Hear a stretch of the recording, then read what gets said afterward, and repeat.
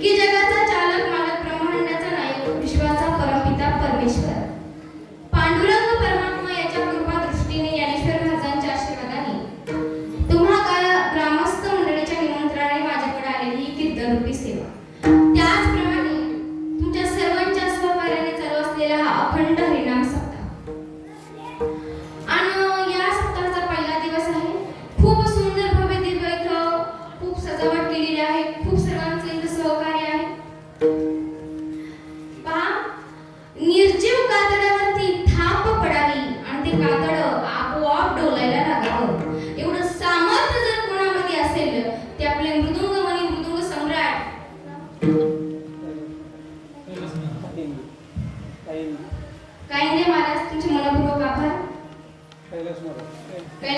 सर्वांचे मनपूर्वक आभार. पहा, एवढा कोकिळीसारखा कंठ आहे, एवढं सुंदर गायन आहे की वाटतं कीर्तन सोडावं त्यांचं गायनच ऐकत बसावं. खूप सुंदर गायन आहे. गोपाळ महाराज गाडे असतील, प्रभू महाराज असतील, गुरुवेश महाराज असतील, सर्वांचे मनपूर्वक आभार. पहा, या ठिकाणी तुम्ही सर्वजण कीर्तन ऐकायला आलो, तुमचे सर्वांचे पण मनपूर्वक आभार.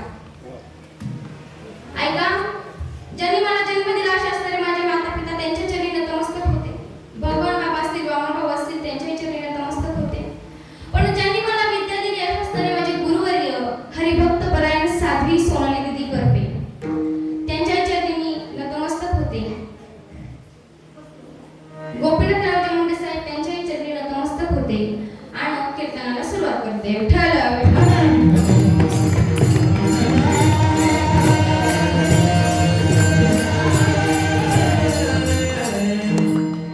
पहा, तुम्ही म्हणाल ताई तुम्ही सगळ्यांचे वेगवेगळे नाव घेता.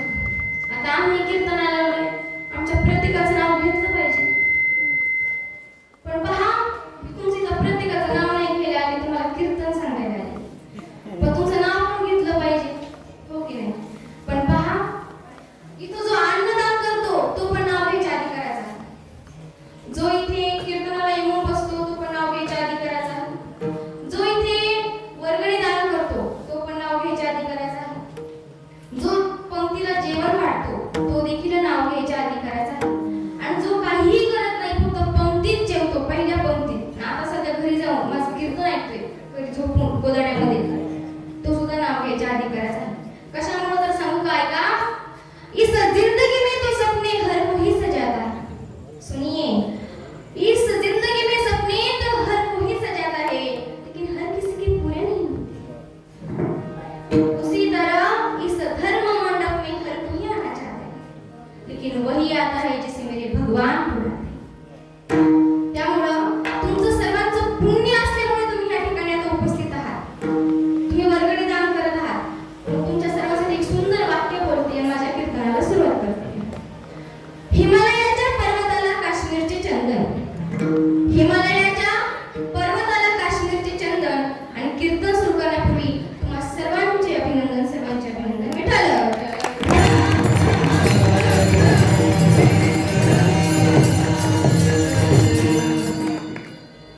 पहा, आता अभंगाकडे वळण्यापूर्वी ज्यांचा अभंग निवडलाय त्यांचा जर विचार केला तर नाथ आहे. कोण? आपले एकनाथ महाराज. पहा, शांत, श्रीमंत, संत ह्या तिन्हीचाही त्रिवेणी संगम ज्यांच्याजवळ आपल्याला पाहायला मिळतो असे असणारे एकनाथ महाराज. अहो, माणसाकडे किती शांतता असावी, किती श्रीमंती असावी, पण किती संतत्व असावं हे जर कोणाकडून शिकायचं असेल तर एकनाथ महाराजांकडून शिकावं. पहा, एकनाथ महाराज होते कसे तर ऐका. एकनाथ महाराज रोज गोदावरी नदीवरती आंघोळ करायला जायचे. पहिले घरी बाथरूम वगैरे नव्हते, गोदावरी नदीवरती आंघोळ करायला जायचे. एक मुसलमानाने काय केलं, मुसलमानाला वाटायचं रागच येत नाही, त्याला रागच आणून दाखवतो. एका मुसलमानाने काय केलं, 2-3 पानं खाल्ले आणि ते पानं खाऊन त्या चिंचेच्या झाडावर जाऊन बसला. नाथरायांनी रोज सारखी आंघोळ केली. आंघोळ केल्यानंतर वापस यायला लागली. ह्याने काय केलं, नाथरायांच्या अंगावर थुंकला. आता थुंकल्यानंतर एकदा नाही, दोनदा नाही, 108 वेळा थुंकलं. किती? पान खाऊन 108 वेळा. महिला मंडळ, तुम्ही 4-5 जणी गप्पा मारत असतात. आता गप्पा मारत असताना जर एखाद्याची बोलता बोलता थुंकी उडाल्यावर तुम्ही काय म्हणता? अगं जरा माणसासारखं बोल, बाई आहेस की, म्हणता की नाही? पण ज्याच्यासोबत आपलं काहीच वाकडं नाही त्या माणसाने येऊन आपल्या अंगावर 108 वेळा थुंकावं. राग येणार नाही का माणसाला? राग येणार, पण तरी सुद्धा राग आला नाही. उलट त्याला प्रसाद देऊन मुक्त केलं. यवन अंगावर थुंकलं आणि प्रसाद देऊन मुक्त केला. एवढी शांतता माझ्या नाथरायांकडे पाहायला मिळते. पहा, नाथराय एवढी शांत नव्हते तर नाथराय शांत कसे होते? एक गरीब माणूस मुलीचं लग्न करायचं. आता मुलीचं लग्न करण्यासाठी घरात खायला अन्न नाही, मुलगी तर वयाला आलीये, लग्न तर करायचं, पण कसं करायचं? पैठण्या गावी निघाला, सकाळ सकाळ निघाला. म्हटलं कोणाकडून तरी काही उधार पैसे मिळतील. सकाळी निघल्यानंतर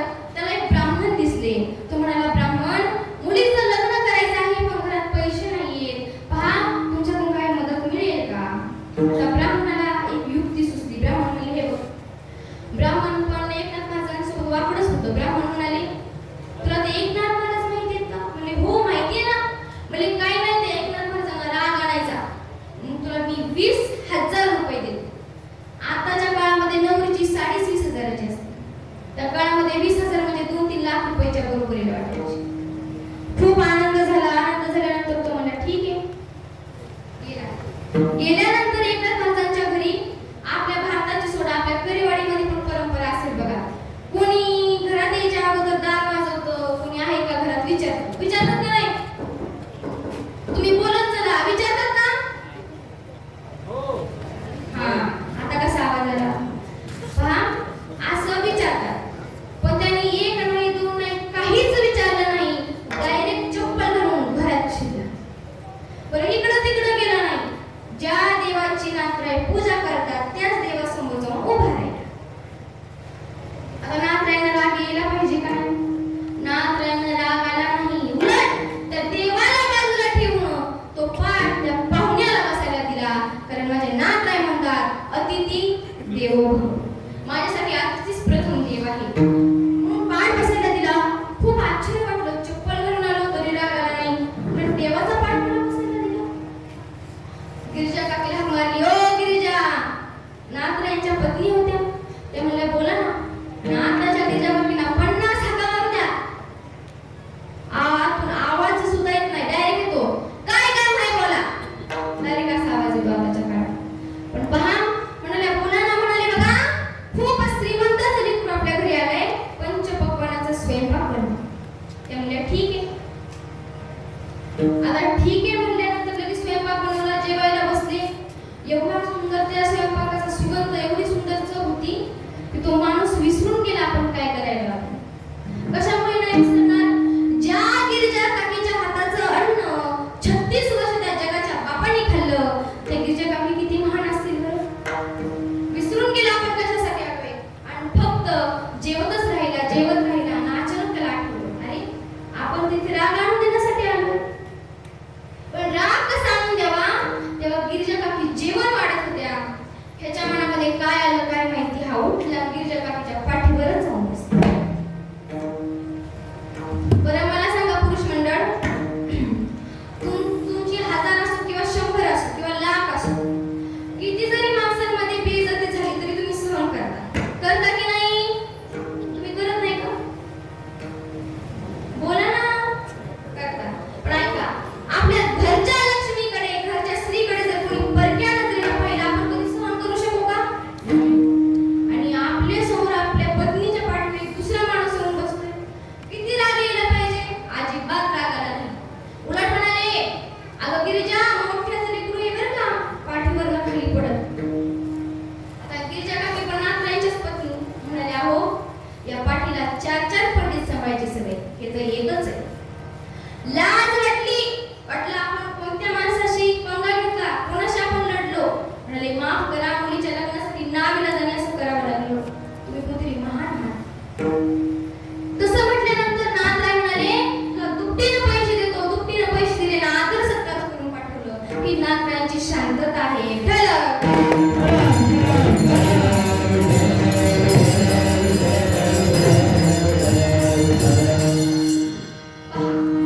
आपल्याकडे जर श्रीमंती असेल तर आपली श्रीमंती कोणती असते? गाड्या, बंगले, हो की नाही? ही आपली श्रीमंती असते. पण नातराईंची जास्त मला श्रीमंती माहित नाही, पण नातराईंची श्रीमंती कोणती होती तर ऐका, रोज आपल्या घरातल्या देवाला पुरणपोळीचा नैवेद्य होता. ही नातराईंची श्रीमंती होती. नातराईंची श्रीमंती काय होती तर नातराईंच्या दारासमोर रोज 15-20 वारकरी जेवण करायचे. महिला मंडळ आपल्या घरी जर आपली नणंद आली, तिचे लेकर आले तर आपल्याला तिथे 2 दिवस सांभाळायचा पण कंटाळा येतो की नाही? रोज 15-20 माणसांचं जेवण करणं सोपं आहे का? तरी पण गिरिजा काकी थकत नव्हत्या. म्हणजे ही नातराईंची श्रीमंती आहे. मी अशीच एकदा कीर्तनाला गेले. कीर्तन झालं, एक आजी जवळ आल्या. म्हणाल्या, खूप सुंदर कीर्तन केलं, सेम माझ्या नातीसारखी आहेस. म्हटलं बरं आजी. आजी म्हणाल्या, बरं आहे का मग? म्हणलं हो, तुमच्या सर्वांच्या आशीर्वादाने सगळं चांगलं झालंय. म्हणलं तुम्ही कशा आहे? अहो आजीनं केलं ना चालू. म्हणल्या पोटाला भाकर नाही, अंगाला कपडा नाही, राहायला घर नाही, पायाला चप्पल नाही. म्हणलं एवढी अवघड परिस्थिती? म्हणलं हो. म्हणलं कसं? म्हणलं लेक तर कमवतात, पण इकडे शेती करावी लागते. तुला काय सांगू, मला आठवडाभर आंघोळ पण नसते. मी थोडीशी मागं सरकले. म्हणलं काय झालं? म्हणलं काही नाही, खूप गर्दी व्हायला लागली म्हणून मागं सरकले. हो का? म्हणलं आजी एक विचारू का? म्हणलं हो विचार ना. म्हणलं तुम्ही नाक म्हणलाय म्हणून विचारते. म्हणलं विचार. म्हणलं तुम्हाला स्वतःला जर आठवडा आंघोळ नसते तर देवाला कधी घालता तुम्ही? म्हणलं एक तुला खरं सांगू का, हे जामखेडचा बाजार असतो. त्यावेळेस मला मोकळा वेळ असतो. मग मी धमाच्या मंदिरात येते, दर्शन घेते, घरी चांगली आंघोळ करते, घरातल्या देवाला देव आंघोळ घालते, तेव्हा मला मोकळा वेळ असतो. पण पहा, जी बाई आठवड्याची आठवडा स्वतः आंघोळ करत नाही, तिच्या घरामध्ये कधी समृद्धी येणार आहे का? किती कष्ट केलं तरी? मग तुमची खरी श्रीमंती कोणती आहे? तुमच्या घरातल्या देवघरातल्या देवाला रोज आंघोळ घालणे. एवढं जरी तुम्ही केलं तरी घरात समृद्धी आल्याशिवाय राहणार नाही. ही नाथरायांची श्रीमंती होती. पण पहा, नाथराय संत कसे होते? रुक्मिणी स्वयंवर ग्रंथ रचले, त्यानंतर नाटाचे अभंग रचले, कूट अभंग रचले, खूप काही आपल्यासाठी केलं. आता कूट अभंग म्हणलं की ब्रह्म, माया, मोह आणि हे आपल्याला काही कळत नाही. आपण कसे शेतकरी माणसं, पण हेच आपल्या भाषेत पटवून देण्यासाठी नाथरायांनी भारुड म्हणून रचले ना. खूप सुंदर भारुड रचले. पहा, भारुड म्हणलं की आपण टक लावून ऐकतो काय आहे. एवढे सुंदर भारुड आहे नाथरायांचे. पहा, या शेजारणीनं बरं नाही केलं ग बयो, आणि मला पंढरीला नेलं ग बयो, मला पंढरीला नेलं ग बयो.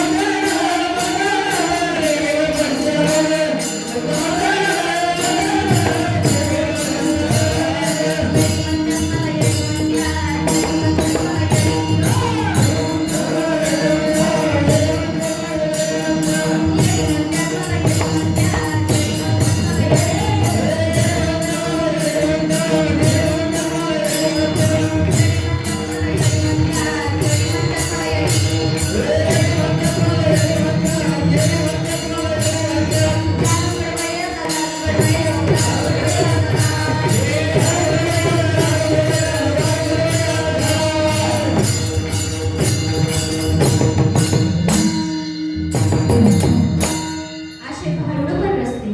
पण पहा, नाथरायांना जसं शांत राहायला आवडत होतं, जशी त्यांना ती पदवी मिळाली, तशीच माझ्या जगद्गुरु जगतवंदनीय तुकोरायांना पण विश्ववंदनीय पाचव्या वेदाचे निर्माते ह्या पदव्या काही सहज मिळाल्या नाहीत.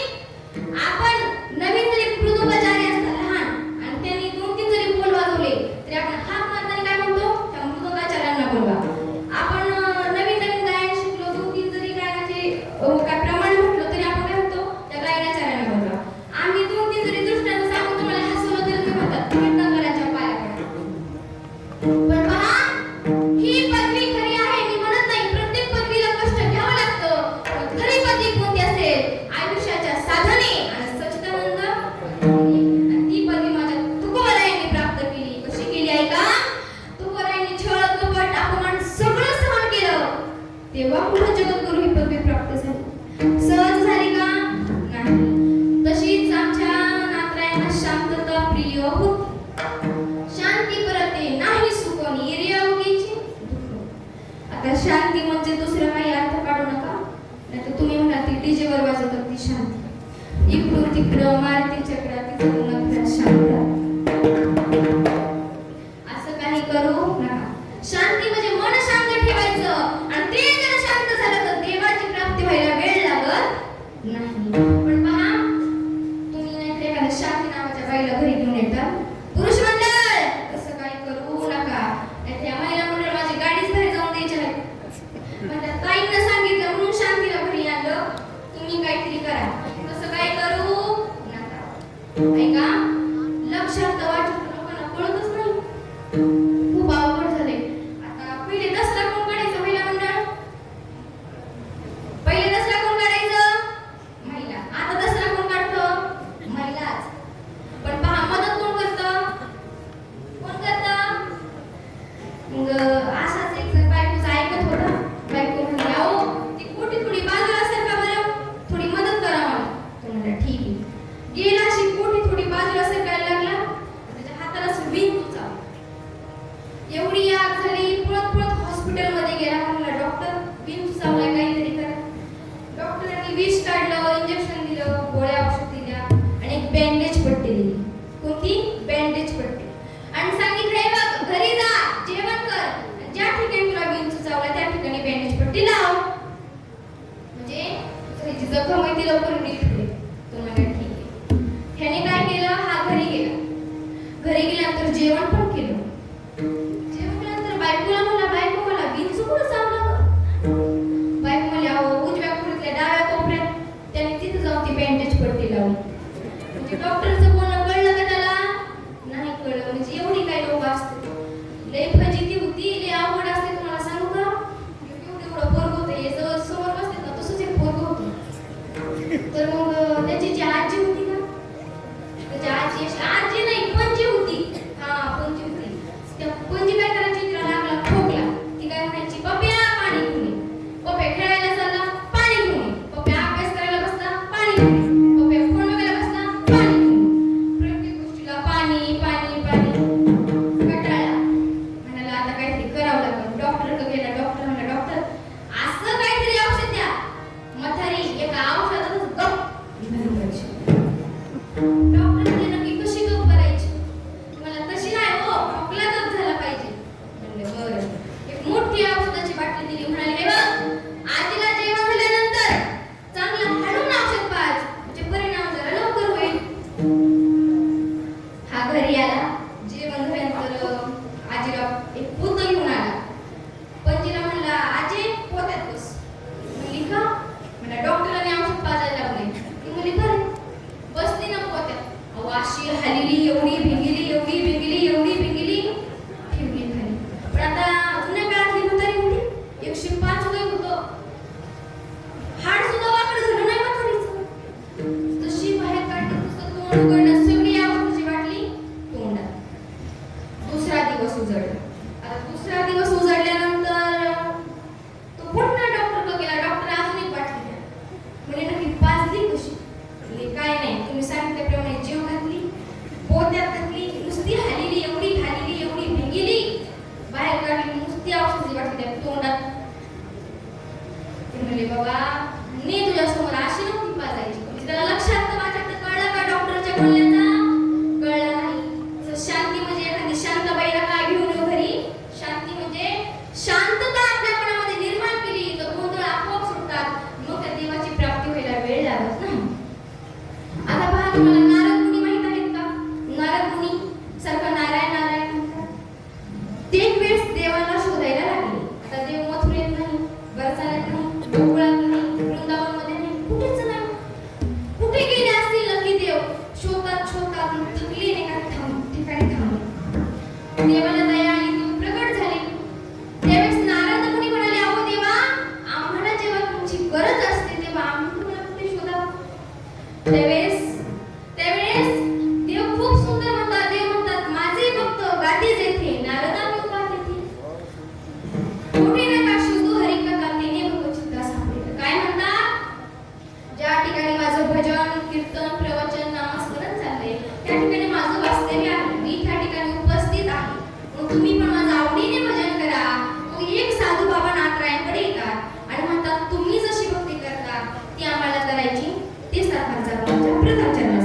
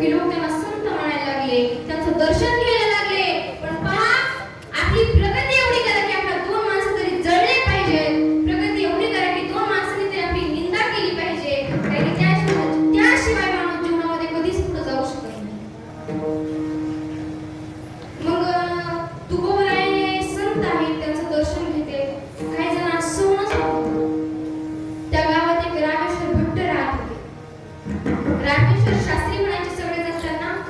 काही लोक त्यांच्याकडे गेले, म्हणाले, बघा रामेश्वर शास्त्री, तुम्ही एवढे मोठे महान विद्वान पंडित आणि तुम्ही असताना त्या तुकोबरायांच्या पायाला पडतात, हे जरा बरं वाटत नाही पाहायला. तिला भडकून राग आला, वाटलं माझ्यासारखा श्रेष्ठ कोणीच नाही. रागात निघाले, तुकोबरायांच्या घरी गेले. त्याच्या बायकोला विचारलं, कुठे आहे तुकोबराय? कावली माता म्हणाल्या, बघा स्वच्छाच गेले. कुठं? म्हणाले, कोणत्या दिशेला? त्या दिशेने निघाले. त्या दिशेने निघाले, थोडे समोर गेले, विठ्ठल विठ्ठल आवाज येतो.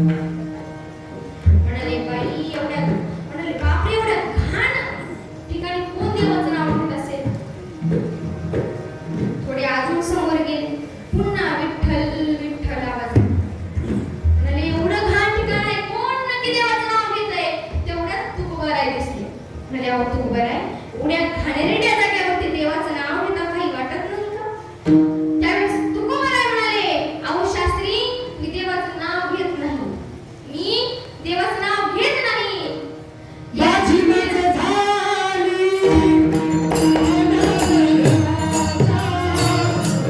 माझी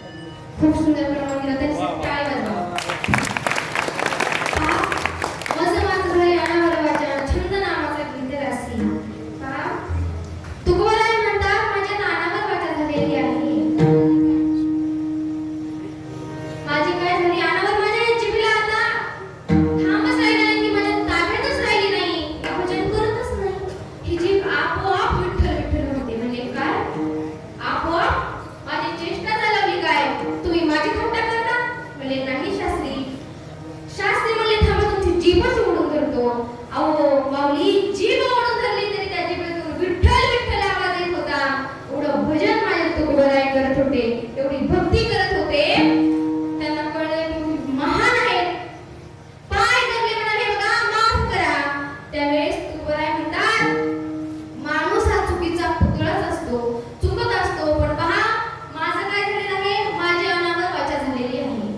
आणि छंद नामाचा गीत रसी तो साधक पुन्हा नात्रायांकडे येतोय, नात्रायांना म्हणतोय यार तुम्ही मला नामस्मरण करायला लावलं, मी ते पण करतोय, पण अजून कशी भक्ती करू तेच दाखवायचं बोलायच्या द्वितीय चरण. ऋषी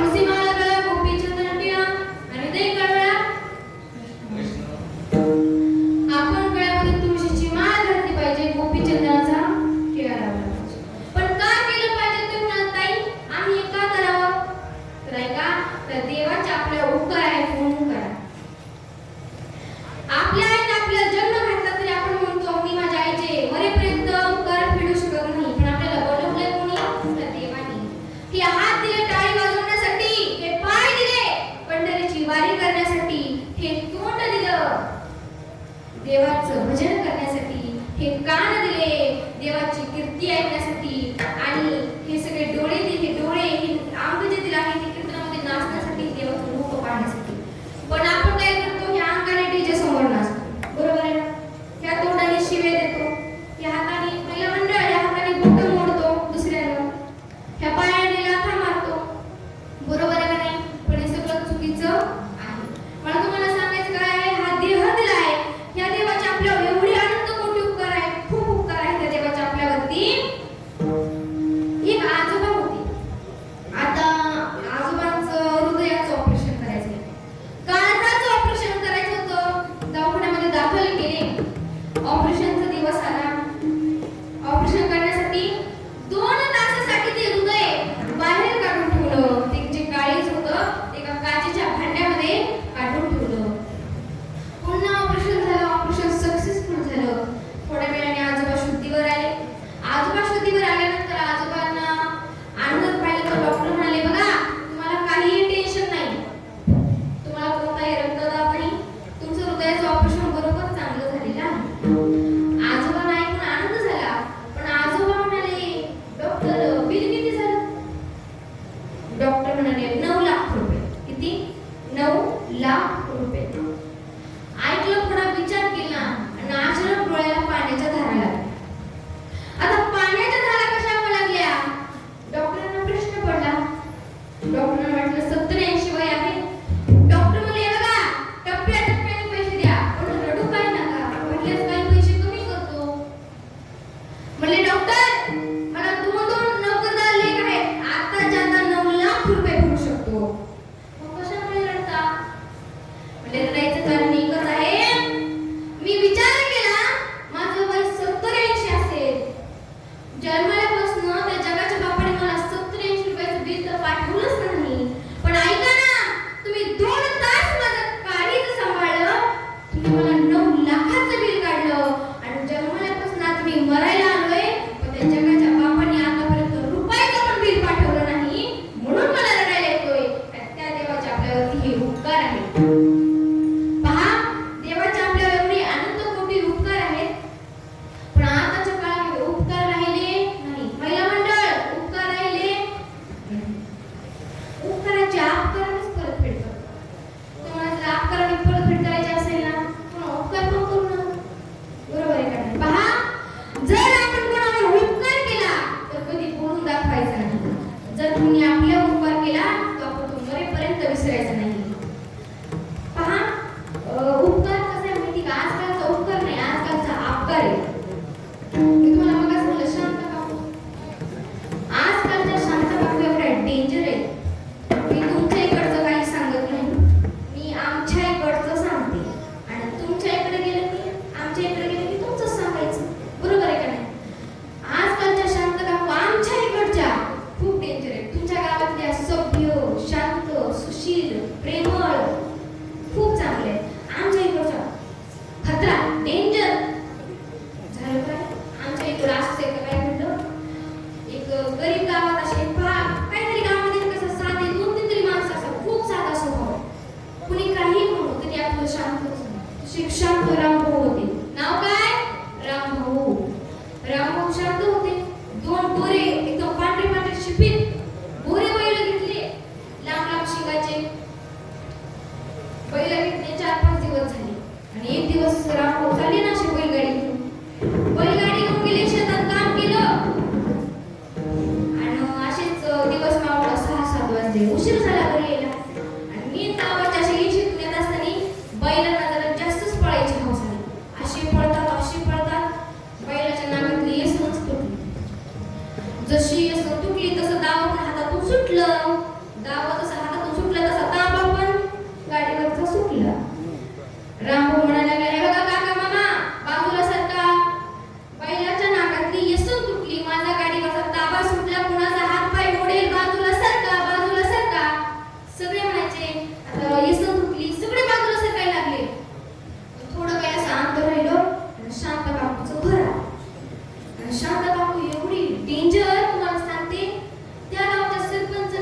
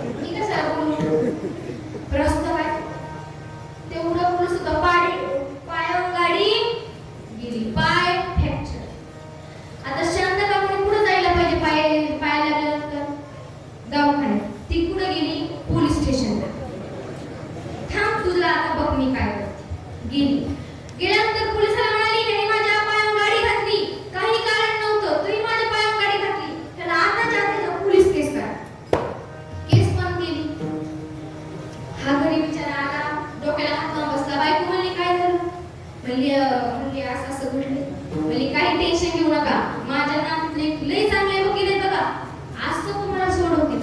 म्हणजे काय म्हणते? म्हणजे हो. दुसऱ्या दिवशी वकील पण आले. वकिलांना सगळं सांगितलं. वकील म्हणले, ऐका ना जावई बापू, काहीही करू नका, तुमच्याच नात्यात काय, पण फी किती देतात? म्हणजे काय नाही, 20,000. 20,000 ठरले. पण म्हणले मी करायचं काय? वकील म्हणाले, हे बघा रामभाऊ, काहीच करायचं नाही, पण ज्या वेळेस शांत काकूचा वकील तुम्हाला प्रश्न विचारेल तेव्हा पहिल्या प्रश्नापासून ते शेवटच्या प्रश्नापर्यंत उत्तर एकच द्यायचं. बुईंग. काय उत्तर द्यायचं? बुईंग. म्हणले काय? म्हणले हो, हेच उत्तर द्यायचं. कोर्टाचा दिवस उजळला.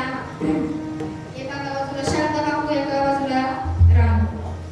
शांत काकूच्या वकिलांनी विचारलं, रामभाऊ तुमचं संपूर्ण नाव काय? म्हणजे विचारलं, तुमचं नाव काय? म्हणले बुईंग. तुमचं आडनाव काय? बुईंग. अहो तुमचं गाव काय? बुईंग. तुमच्याकडून पांढरे बैल आहेत का? बुईंग. तुम्ही शांत काकूच्या पायावर गाडी घातली का? बुईंग. शांत काकू म्हणत म्हणायला लागली, त्या दिवशी तर लय म्हणत होता, बाजूला सरका, पायावर गाडी जाईल. आता बरं म्हणा. लय प्रश्न विचारले पण एकच उत्तर, काय? बुईंग. राग आला, संतापली, म्हणाली, काय रे?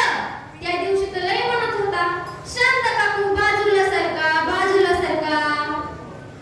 गाडी पायावर जाईल, पाय मोडल, बैलाच्या नाकातली येसून तुटली. मीच तुला म्हणले की रस्ता काय तुझ्या? पण आता कसं काय बोला? जज साहेबाला कळालं चुकी कोणाची आहे? शांत काकूची. शांत काकू गेली पोलीस स्टेशनला. हा पठ्ठ्या नाचतोच घरी आला. असा नाचतो, बायकोला म्हणतो पुरणपोळीचा स्वयंपाक बनव, भजे तळ, कुठे तळ. सगळं तळलं, भजेचा घास तोंडात घालणार. तेवढ्यात वकील साहेब घरासमोर आले. वकील साहेब घरासमोर आल्यानंतर वकील साहेब काय म्हणाले? आमचे ठरलेले पैसे. म्हणले बुईंग. म्हणजे लोक अशा उत्तराची अपकाराने परतफेड करतात. पण तसा माझा भगवंत आहे का? तर नाही तसा माझा भगवंत. माझा भगवंत एवढा श्रेष्ठ आहे, त्याच्यासाठी आपण त्याची तुळशीची माळ गळ्यामध्ये घातलीच पाहिजे. पण ते वाचायचं नुकसान नाही. आपल्या गावातील तरुण मंडळी एवढी सोपी आहे, सगळ्यांच्या गळ्यात तुळशीच्या माळी आहे. हो ना? तुम्ही हसताय, मी काय चुकीचं बोलते का? कोणीही मांसाहार करत नाही, सगळे शाकाहारी गाव आहे. हो ना? कोणी ज्यूस पित नाही, सगळं शाकाहारी गाव आहे. खूप चांगलं सभ्य गाव आहे आपलं. म्हणून आपण सगळ्यांनी तुळशीची माळ घातली पाहिजे. अहो अशीच आता वकिलाची गोष्टच वेगळी. अशीच एक वकील काका चालले, एक साधू अशीच म्हटलं काय करत होत्या, पूजा अर्चना करत होतो. दर्शन घेतलं साधूंचं. साधू म्हणाले, बाबा, साधू म्हणाले, हे बघा वकील बाबा, तुम्ही काय करा, गोपीचंद्राचा टिळा लावा. म्हणजे जमत नाही, आम्ही कोर्टामध्ये कामाला आहे, जमत नाही. मग तुळशीची पवित्र माळ घाला. म्हणजे ते पण जमत नाही. म्हणजे मग ऐका, एक चांगला उपाय सांगतो. म्हणजे काय? जो माणूस रोज गोपीचंद्राचा टिळा लावतो, तुळशीची माळ घालतो, त्याचं रोज उठल्या तोंड बघा, तुमची लई प्रगती होईल. म्हणजे बर. घरासमोरच कुंभार काका राहत होते. सगळे उठला की डोळे चोळत जायचा आणि कुंभार काकाचं तोंड बघायचं. एक झालं, दोन झालं, महिनाभर असंच चालत राहिलं. आणि एक दिवस कुंभार काका माती आणण्यासाठी घराच्या पाठीमागं गेले. आता कुंभार काका घराच्या पाठीमागं गेल्यानंतर हा सकाळी उठला, कुंभार काकाच्या घरी गेला. डोळे चोळत गेला, घरच्यांना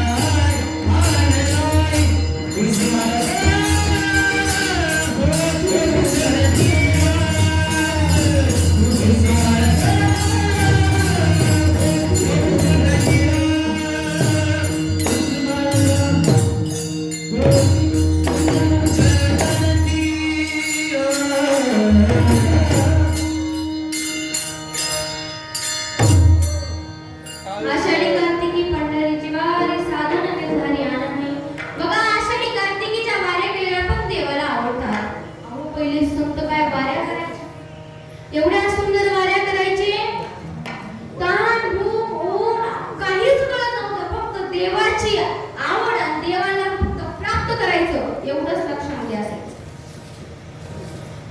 पण पहा आताच्या वाऱ्या खूप वेगळ्या आहेत बरं का. आता फक्त लोक दिंडीमध्ये फळं खाण्यासाठी, ते काय म्हणतात ते चिक्की खाण्यासाठी, लाडू खाण्यासाठी जातात. हा ते खाण्यासाठी जातात. असे शेजारचे एक शेजारीचा नवरा दरवर्षी वारीला जायचा. दरवर्षी फक्त बिस्किटातच पोतं घेऊन यायचं. कशाचं? बिस्किट पोतं भरून घेऊन यायचा. दुसरी बोटं मोडायची. बघा महिनाभर दुकानाला जात नाही, तुम्ही इथं तुम्ही खात नाही, आम्हाला आणत नाही, लेकरांना खाऊ घालत नाही. या वर्षी तुम्ही वारीला जायचं नाही तर भाकरच देणार नाही. मला आज तिथं कोणाला बायका भेटणार, आपल्याला भेटली. तुमचं इकडचं काय सांगत नाही, इकडचं सांग. हा इकडे भेट, काय टेन्शन. पहा तुम्हाला सांगायचं काय मला, ती म्हणजे तुम्ही जायचं. तुम्हाला ठीक आहे, आता बायकोचा आदेश गेला. पहिले ती चिक्की पासून राजगिऱ्याच्या लाडूपासून सुरुवात केली. लाडू गोळा करतोय एक पिशवी भरली.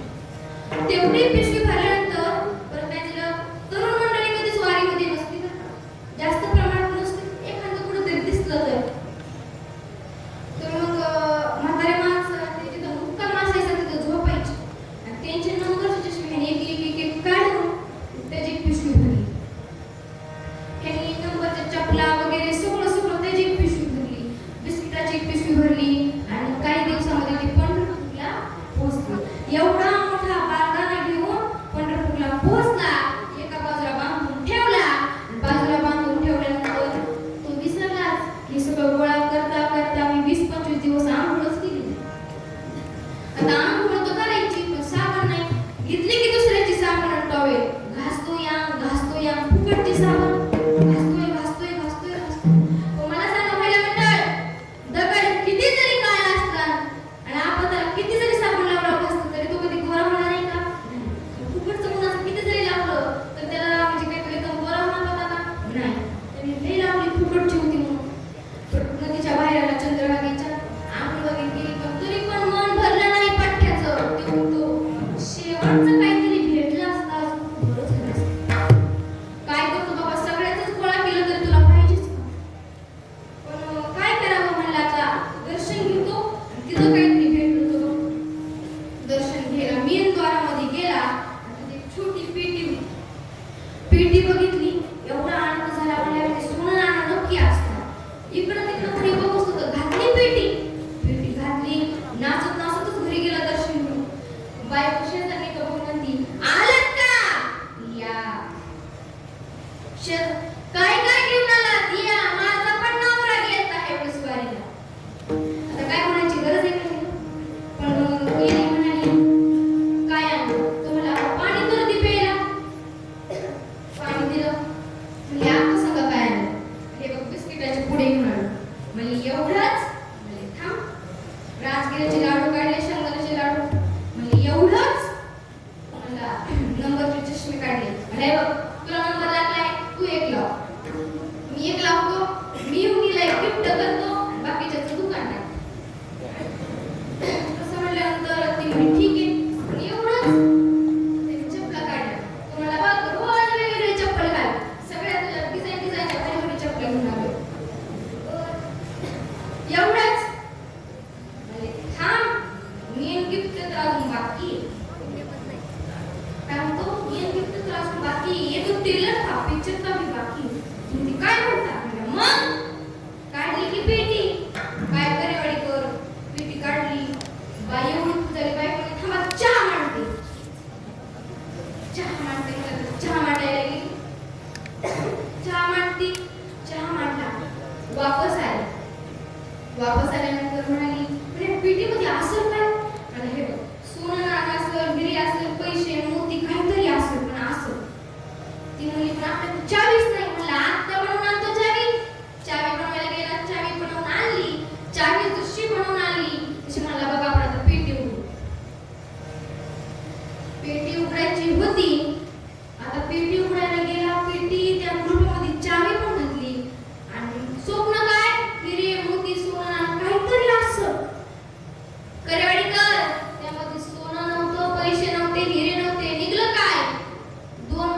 एकात्तर विठ्ठल विठ्ठल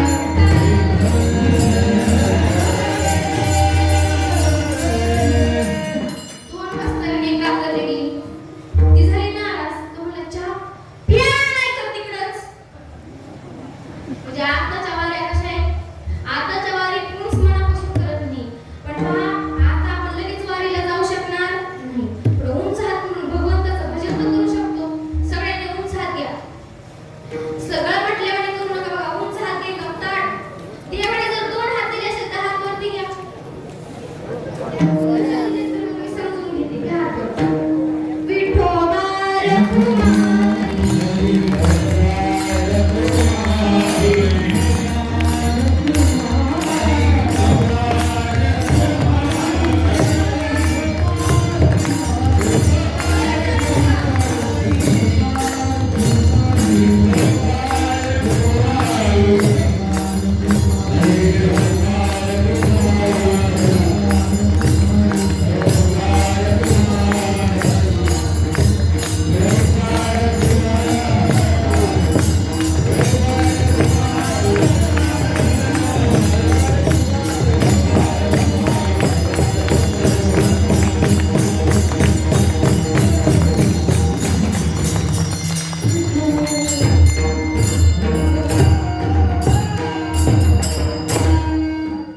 खूप सुंदर भजन केलं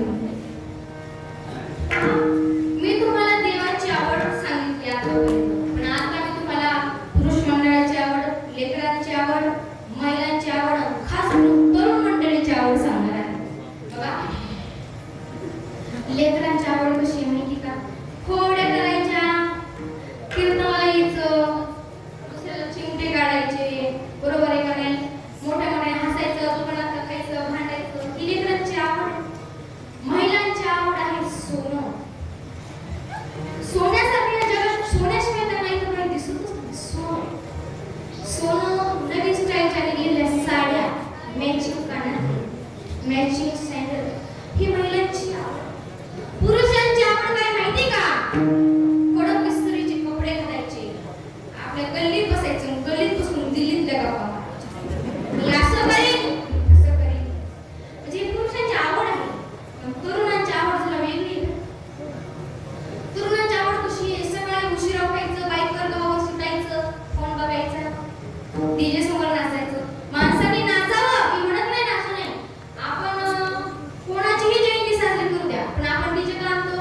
आपलं ते अस्तित्व आहे आपलं काय आहे त्या व्यक्तीवरती प्रेम आहे म्हणून आपण त्याच्या समोर डीजे लावून नाचतो नाचा पण पिऊन नका नाचू अहो ज्यूस म्हणते का नाचू नका कशामुळं ती व्यक्ती म्हणते का तुम्ही पिऊन नाचा मी तुम्हाला प्रसन्न होईल नाही आपण करतोय ना साजरी मग कशी करा तर आपल्याला जर काहीतरी चांगला बोध मिळेल अशी साजरी करा पण तरुण मंडळी खूप डेंजर आहे आपण डॉक्टर बाबासाहेब आंबेडकर असो छत्रपती शिवाजी महाराज असो किंवा गोपाळराव जयंती साहेब असो कोणाची जयंती साजरी करीनात का पण आपण डीजे आणतो नाचतो पण पिऊन नाचतो माझं काय म्हणणं नाही पण ज्या गाडीवरती छत्रपती शिवाजी महाराजांचा फोटो आहे ज्या गाडीवरती जय भवानी जय शिवाजी लिहिलेला आहे ज्या गाडीवरती गोपीनाथरावजी मुंडे साहेबांचा फोटो आहे ती गाडी जर रात्रीच्या 12 वाजता ढाब्यावर उभा असली तर ती कसं वाटतं बघायला कसं वाटतं बघायला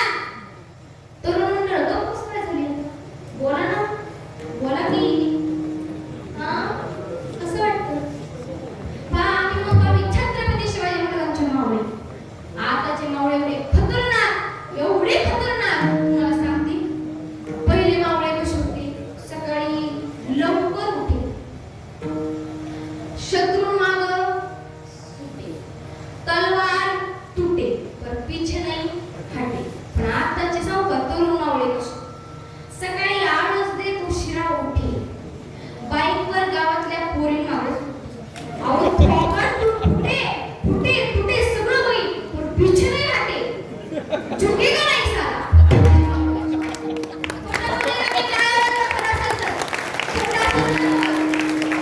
एवढी डेंजर आताची मावळे तरुण मंडळी रागी होतो नका मी सगळ्या महाराष्ट्रात सांगतो नाही तर परत म्हणतात कुठून आली काय नक्की बाई काळी पण म्हणायचं आहे बाईच म्हणतात